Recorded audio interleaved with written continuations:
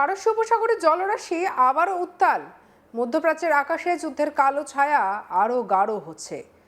এমন এক সময় যখন আমেরিকা এবং ইরানের সংঘাত ক্রমশ বিপজ্জনক রূপ নিচ্ছে, তখনই সামনে এসেছে এক বিস্ফোরক দাবি।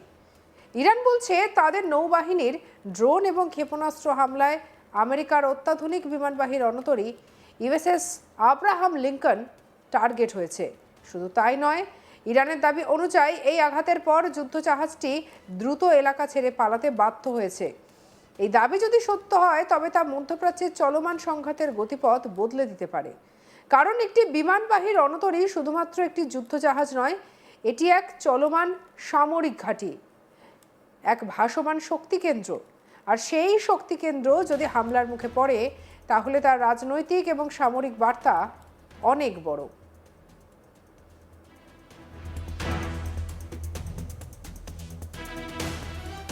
ঘটনার সূত্রপাত পারস্য উপসাগর এবং ওমান সাগরের মাঝখানে অবস্থিত অত্যন্ত গুরুত্বপূর্ণ সামুদ্রিক পথ হরমুজ প্রণালীকে ঘিরে। এই প্রণালী পৃথিবীর অন্যতম ব্যস্ত এবং কৌশলগত সামুদ্রিক করিডর। বিশ্বের প্রায় 1/5 তেল এই পথ দিয়েই আন্তর্জাতিক বাজারে পৌঁছয়।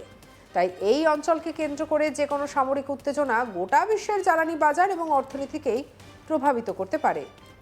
ইরানের সামরিক সদর দপ্তর খাতাম আল আনবিয়া সেন্ট্রাল হেডকোয়ার্টার্স এর এক মুখপাত্র দাবি করেছেন, আমেরিকার বিমানবাহী রণতরী ইউএসএস আব্রাহাম লিঙ্কন যখন ওমান সাগর থেকে হরমুজ প্রণালীর দিকে এগোচ্ছিল এবং ইরানের সামুদ্রিক সীমান্ত থেকে প্রায় 340 কিলোমিটার দূরে অবস্থান করছিল, তখন সেটিকে লক্ষ্য করে হামলা চালানো হয়েছে। মুখপাত্রের বক্তব্য অনুযায়ী এই হামলা চালিয়েছে ইরানের ইসলামিক রেভলিউশনারি গার্ড কর্পসের নেভি অর্থাৎ আইআরজিসি নৌবাহিনী। ড্রোন এবং ক্ষেপণাস্ত্র ব্যবহার করে এই আক্রমণ চালানো হয়েছে বলে দাবি করা হয়েছে। ইরান আরও বলেছে, হামলার পর পরিস্থিতি এতটাই বিপজ্জনক হয়ে ওঠে যে আমেরিকার ওই বিমানবাহী রণতরী এবং তার সঙ্গে থাকা ডেস্ট্রয়ার যুদ্ধজাহাজগুলো দ্রুত এলাকা ছেড়ে সরে যায়।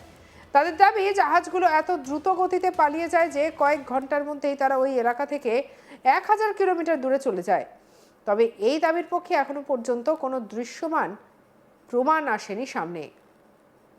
এদিকে এর আগেও ইরানের পক্ষ থেকে দাবি করা হয়েছিল যে সামরিক অভিযানের অংশ হিসেবে ইউএসএস আব্রাহাম লিঙ্কনকে টার্গেট করে 4টি ব্যালিস্টিক ক্ষেপণাস্ত্র ছোড়া হয়েছে। ইরানের সামরিক নেতৃত্ব তখন বলেছিল, ইসলামী প্রজাতন্ত্রের সশস্ত্র বাহিনী এখন শুধু নতুন পর্যায়ে প্রবেশ করেছে। শত্রুর জন্য স্থল এবং সমুদ্র দুই স্থানই হয়ে উঠবে কবরস্থান।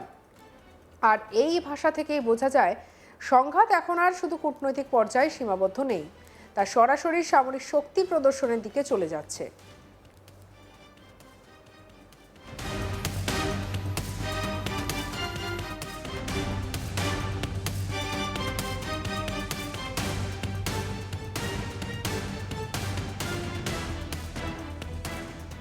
অন্যদিকে আমেরিকার সেনাবাহিনী এর আগেও এই ধরনের ইরানি দাবি উড়িয়ে দিয়েছে।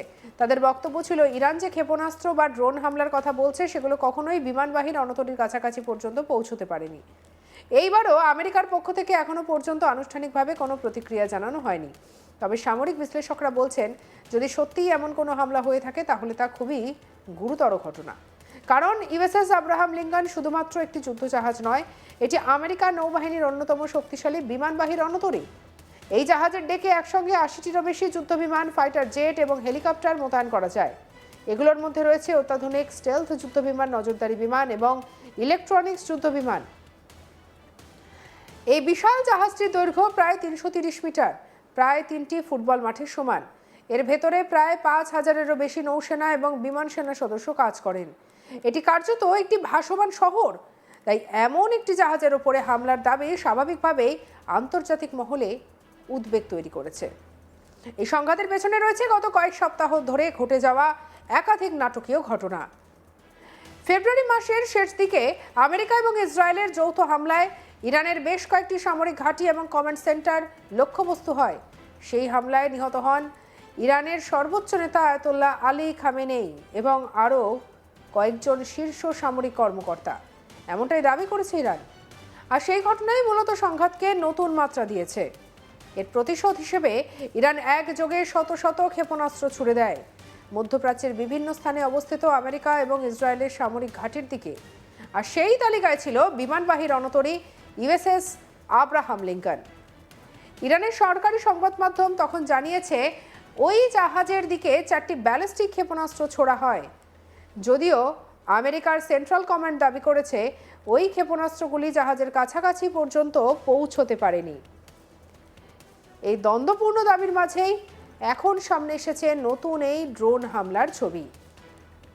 এই উত্তেজনার আরেকটি বড় কারণ রয়েছে ভারত মহাসাগরে ঘটে যাওয়া এক সাম্প্রতিক ঘটনা। কয়েকদিন আগে শ্রীলঙ্কার উপকূলের কাছে এক ইরানি যুদ্ধজাহাজ ডুবে যায়। আমেরিকার প্রতিরক্ষা দপ্তর জানায় তাদের একটি সাবমেরিন টর্পেডো হামলা চালিয়ে ওই যুদ্ধজাহাজটিকে ডুবিয়ে দিয়েছে। শ্রীলঙ্কার এক কর্মকর্তা পরে জানান ডুবে যাওয়া জাহাজটি ছিল ইরানের ফ্রিগেট আইরিশ ডেনা, আর এই জাহাজটি ভারত সফর শেষে দেশে ফিরছিল। ভারতের বিশাখাপত্তনম নামে অনুষ্ঠিত বহুজাতিক নৌমহড়া এবং আন্তর্জাতিক ফ্লিট রিভিউতে অংশ নেওয়ার পর সেটি ইরানের দিকে ফিরছিল বলেই জানা গিয়েছে। কিন্তু শ্রীলঙ্কার কাছাকাছি পৌঁছানোর পর ঘটে যায় সেই মর্মান্তিক ঘটনা। স্থানীয় প্রশাসনের তথ্য অনুযায়ী ওই জাহাজে প্রায় 180 জন নাবিক ছিল। দুর্ঘটনার পর 32 জনকে জীবিত উদ্ধার করা সম্ভব হলেও এখনো পর্যন্ত 87টি মৃতদেহ উদ্ধার করা হয়েছে। তবে এখনো প্রায় 60 জন নাবিক নিখোঁজ রয়েছেন। এই ঘটনার পর থেকে ইরানের ক্ষোভ তীব্র হয়ে ওঠে। তেহরান সরাসরি আমেরিকাকে দায়ী করেছে।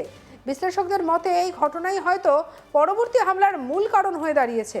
আর এই পরিস্থিতিতে হরমুজ প্রণালীর গুরুত্ব আবার সামনে এসেছে। এই সরু জলপথটি একদিকে ইরান, অন্যদিকে ওমান এবং সংযুক্ত আরব আমিরাতের মাঝখানে অবস্থিত।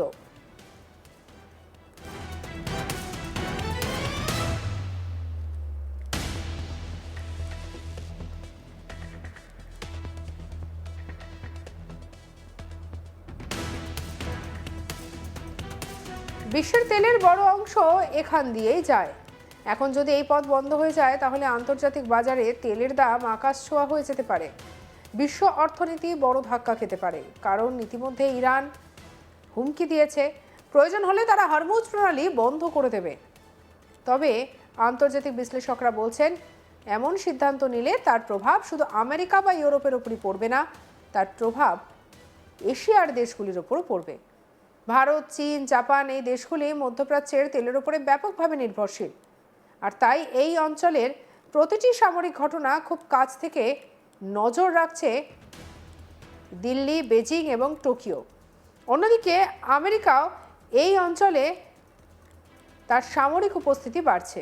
গত জানুয়ারির শেষ দিকে আমেরিকার প্রেসিডেন্ট ডোনাল্ড ট্রাম্প ঘোষণা করেছিলেন যে মধ্যপ্রাচ্যে একটি বিশাল নৌবহর পাঠানো হয়েছে। তিনি একে আর্মাডা বলে উল্লেখ করেছিলেন।